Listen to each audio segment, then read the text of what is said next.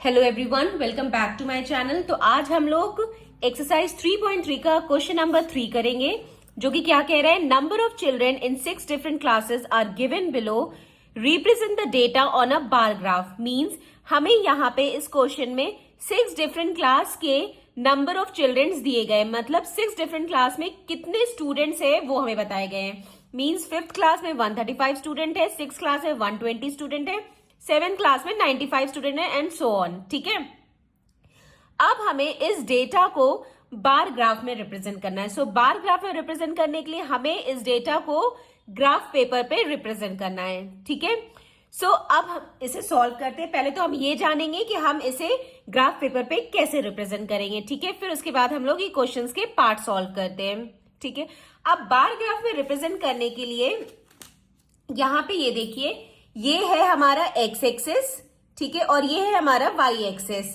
X axis पे हमने classes लिया है और वाई एक्सिस पे हमने स्केलिंग की है। ठीक है, स्केलिंग मींस मतलब 1 यूनिट इक्वल टू 10 चिल्ड्रन। ठीक है, एक यूनिट को हमने 10 चिल्ड्रन की इक्वल लिया है। ठीक है, अब यहाँ पे जो हमने क्लासेस लिखा है कि 5th क्लास में 135 स्टूडेंट्स है और 6th क्लास में 120 स्टूडेंट है, ये हमें रिप्रेजेंट करना है। ठीक है, अब यहाँ पे हमने क्लासेस लिखा है, वो हमने किस बेसिस पे लिखा है, यहाँ पे हमने जो पहला जो यूनिट है उसको हमने छोड़ दिया है, फिर हम दूसरे वाला जो यूनिट है, फिर ये वाला यूनिट है, इस पे हम बार बनाएंगे 5th क्लास का। फिर हम एक यूनिट छोड़ देंगे, ये यहां से यहाँ एक यूनिट हुआ। ठीक है, फिर हम ये एक यूनिट छोड़ देंगे, फिर यहाँ पे हम बार बनाएंगे 6th क्लास का, फिर हम एक यूनिट छोड़ देंगे, यहाँ पे हम बार बनाएंगे 7th क्लास का एंड सो ऑन।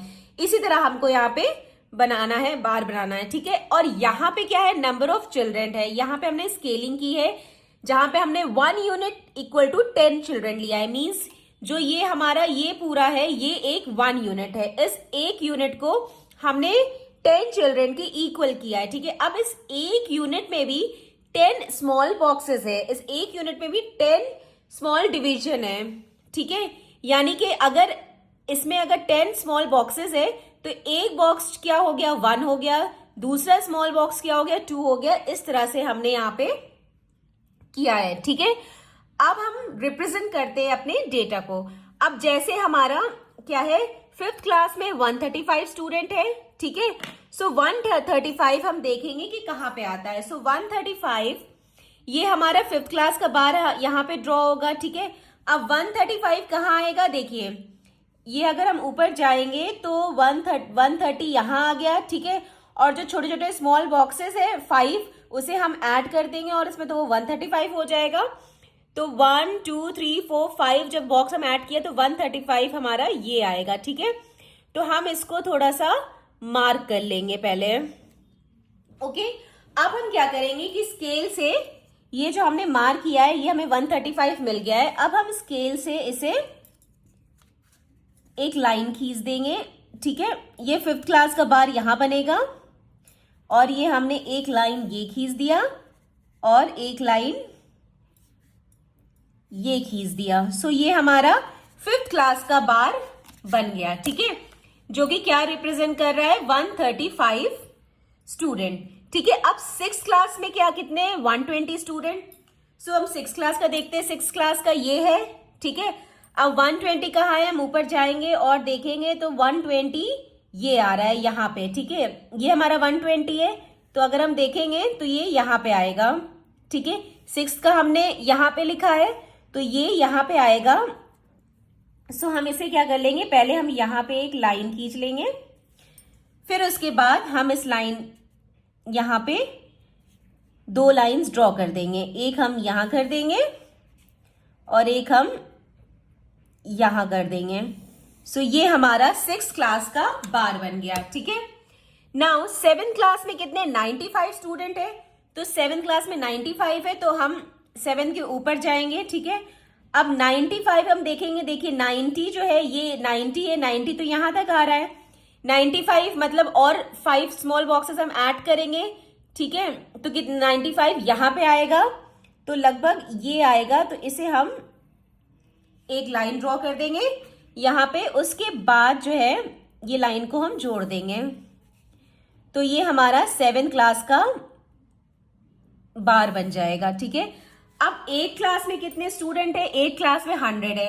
8 क्लास हमारा ये है, 100 कहाँ है? 100 जो है यहाँ पे आएगा, ठीक है। ये हमारा 100 है तो 100 यहाँ पे आएगा। सो हम पहले यहाँ पे एक लाइन बना लेंगे। अब हम इस लाइन को जोड़ देंगे तो ये हमें 100 का बार मिल जाएगा, ठीक है। तो 8 क्लास में 100 स्टूडेंट है तो ये हमें बार मिल गया, ठीक है। अब 9 क्लास में क्या है? 90 स्टूडेंट है, ये 9th क्लास है। अब 90 कहाँ आएगा? 90 जो है ये यहाँ पे आ रहा है, ठीक है। सो हम यहाँ पे सबसे पहले लाइन बना देंगे, फिर उसके बाद हम इन लाइन को जोड़ देंगे। सो ये हमारा हो गया 90 का, ठीक है। अब 10th क्लास में 80 स्टूडेंट है, सो 10th क्लास जो है हमारा ये है, ठीक है।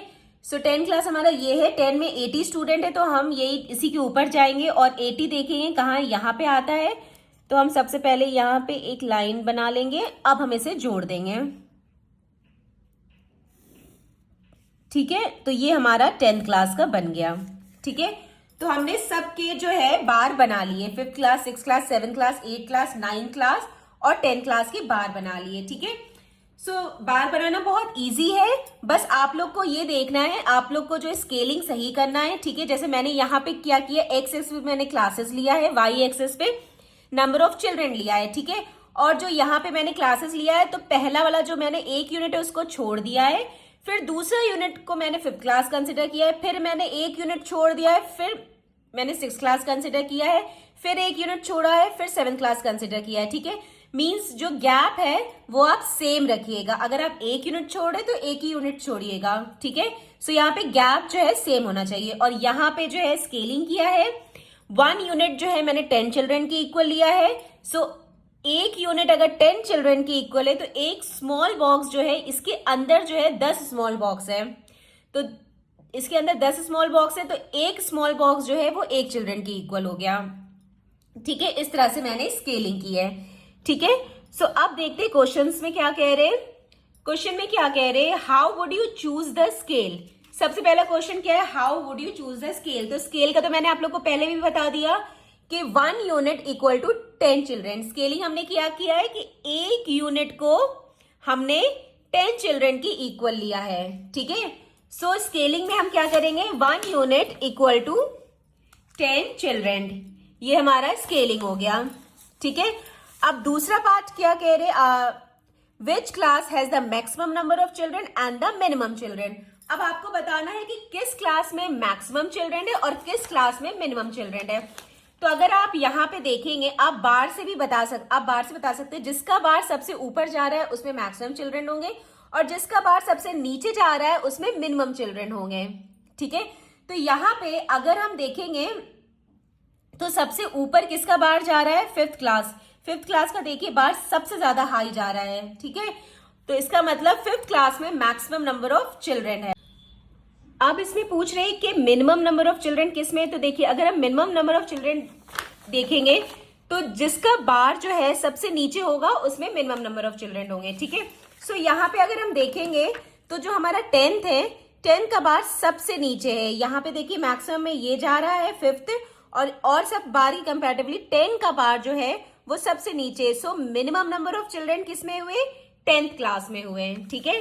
सो यहाँ पे हम लिख देंगे कि मैक्सिमम नंबर ऑफ चिल्ड्रन किस में है, 5th क्लास में, and minimum number of children किस में है, 10th क्लास में, ओके। अब नेक्स्ट हमसे क्या पूछ रहे हैं, नेक्स्ट हमसे पूछ रहे find the ratio of student of class 6 to the student of class 8। अब हमें रेशियो बताना है क्लास 6 का और क्लास 8 का, ठीक है। तो पहले यहाँ पे क्लास 6 है तो हम सबसे पहले क्लास 6 का लिखेंगे। तो क्लास 6 में और क्लास 8 का हमें रेशियो बताना है। सो क्लास 6 में अगर हम देखेंगे तो कितने नंबर ऑफ चिल्ड्रन है, क्लास 6 में है 120, तो हमने यहाँ पे 120 लिख दिया। और क्लास 8 में कितने स्टूडेंट है, क्लास 8 में 100 है तो हमने यहाँ पे 100 लिख दिया, ओके। अब ये हमने 0 से 0 कैंसिल कर दिया, 2 6 12 एंड 2 5 10। सो ये क्या आ गया, 6:5, 6 रेशियो 5। सो रेशियो हमारा आ गया 6:5, ठीक है। सो हमारा अब क्वेश्चन नंबर 3 कंप्लीट हो गया। अब नेक्स्ट क्वेश्चन के लिए नेक्स्ट वीडियो में। Bye bye, take care.